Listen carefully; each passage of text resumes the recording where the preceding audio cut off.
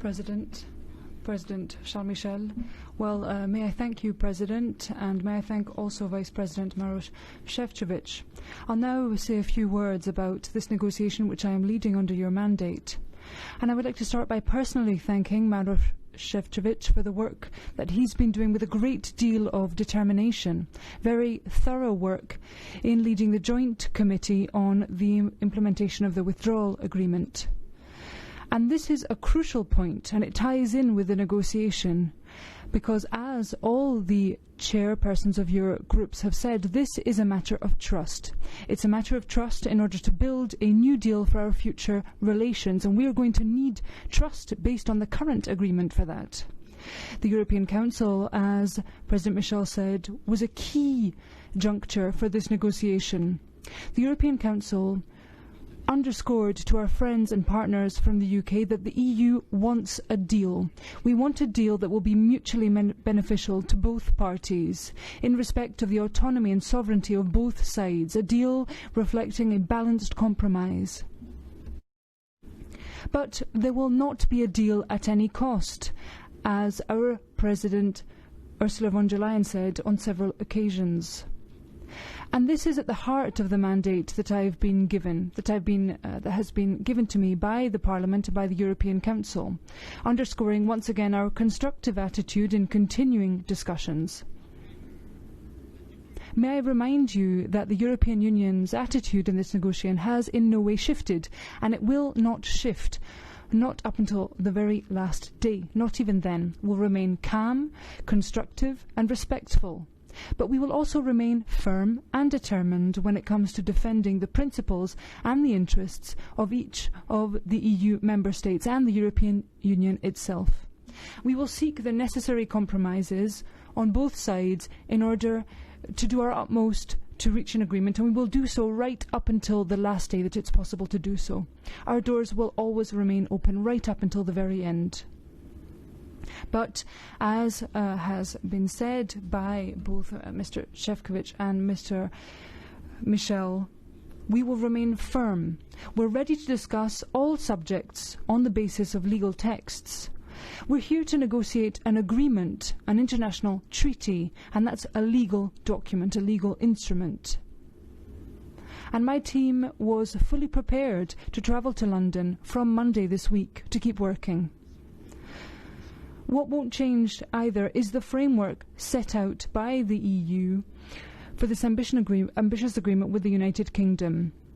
We want respect for our autonomy in decision-making. We want a deal that's going to uphold the integrity of the single market and preserving long-term economic and social and political interests of citizens and businesses in the European Union.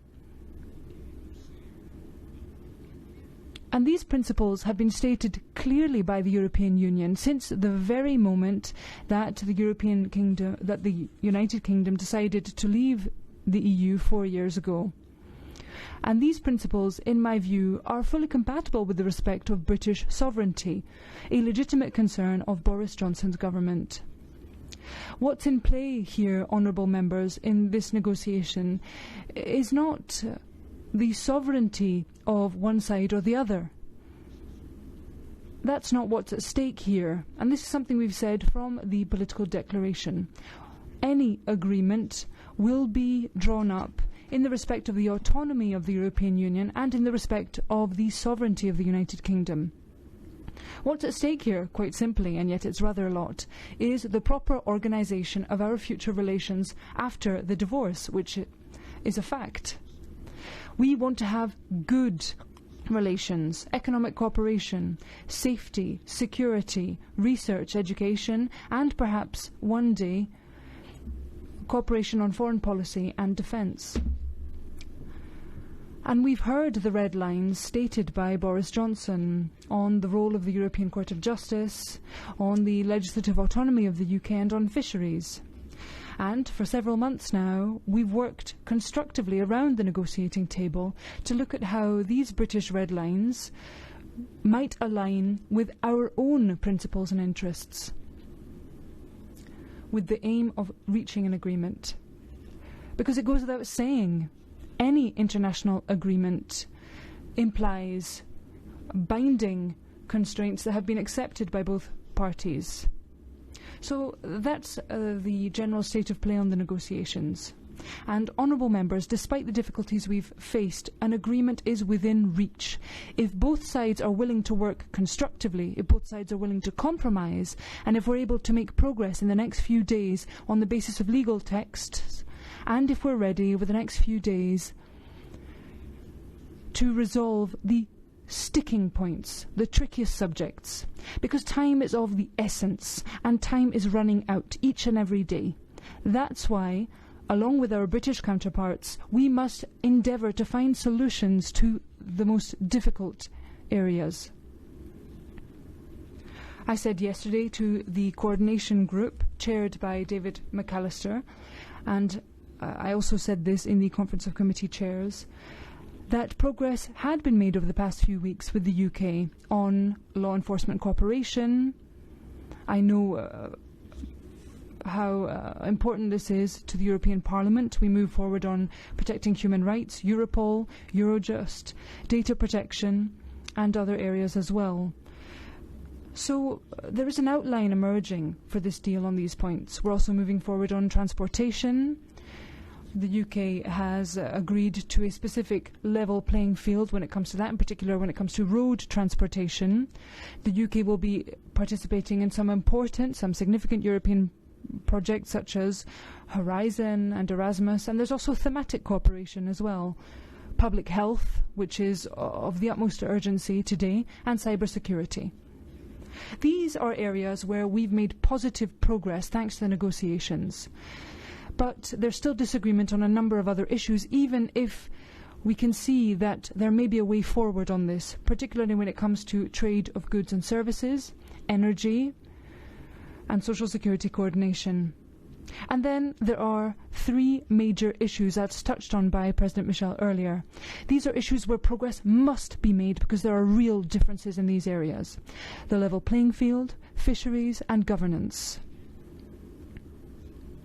The level playing field, put simply, is about economic fair play and fair play in trade, and that's at the heart of our future economic relations. The UK have talked about a Canada-style deal. That's something that comes up a lot.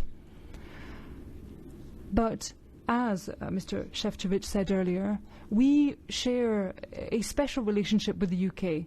There are 0 kilometres between the Republic of Ireland and the United Kingdom, 0 kilometres between us and the United Kingdom. And there is an economic interweaving that we've built with the British for the past 47 years. So this situation is truly unique. And that's why the deal that we seek will be unprecedented. It's also the first time in our history that we are negotiating a trade deal with a third country with, from the very start, the principle, or rather the suggestion, that there will be no customs duties, no tariffs between us. That's something that is unprecedented for the EU with a third country. It's something we've never done with Canada in particular, and not with Japan either more recently.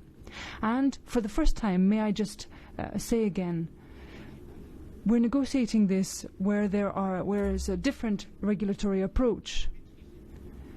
So it's not about reaching convergence, it's about ensuring that we fully understand and can deal with the differences that exist. And that's why the level playing field remains a fundamental concern, as the President of the European Council has said. And indeed, for the past few weeks, we've seen that the UK are willing to look at this demand, and they're willing to move forward and shift in their way of looking at this.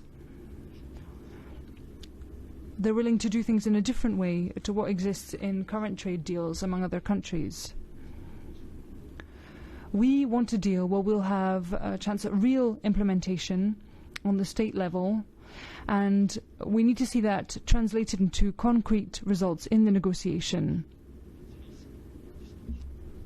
And we need to ensure that both sides are empowered to take steps if there is unfair competition.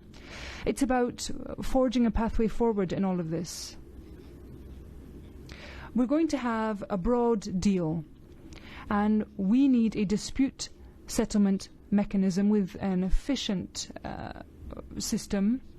And this was something said earlier by Mr. Šefčovič. This has got to do with respecting the withdrawal agreement. Of course we're going to be demanding in this negotiation on the future relationship. This has got to do with dispute settlement and governance. We want to ensure we can move forward on this. And this brings me on to fisheries, the last major issue. There will not be a trade deal without a fair solution for fishermen on both sides, and we will insist on this right up until the very end. There needs to be mutual access to waters, and there needs to be a fair distribution of quotas for fishermen on both sides. So thank you for the trust that you've placed in me. Our door remains open. It will remain open right up until the last day where we can work together to keep working with our team, which is indeed your team as well, for the negotiation. We're willing to do intense work, to intensify talks day and night, if that's what's needed, to reach a draft agreement that will leave enough time for democracy, enough time for your parliament, for the national parliaments and for the council to be able to state their position on the agreement. We will continue to inform you with the utmost transparency, President, honourable members, on how the negotiations are moving forward.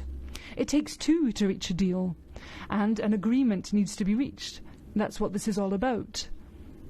We're not sure that that's the outcome we will obtain. And that's why we need to be ready to deal with the consequences of a possible no-deal scenario. And we must keep preparing for this possible outcome, even though that's not the one we want at the end of the year. We have been carrying out these readiness measures for months now with all relevant stakeholders and with the member states. President, ladies and gentlemen, your unity, the unity of the 27 member states and of the political groups here, are the key to the success of this negotiation. We know that this negotiation is not just about the relations between the EU and the UK for future generations. It's got to do more broadly with the future of the European project. Thank you. Grazie.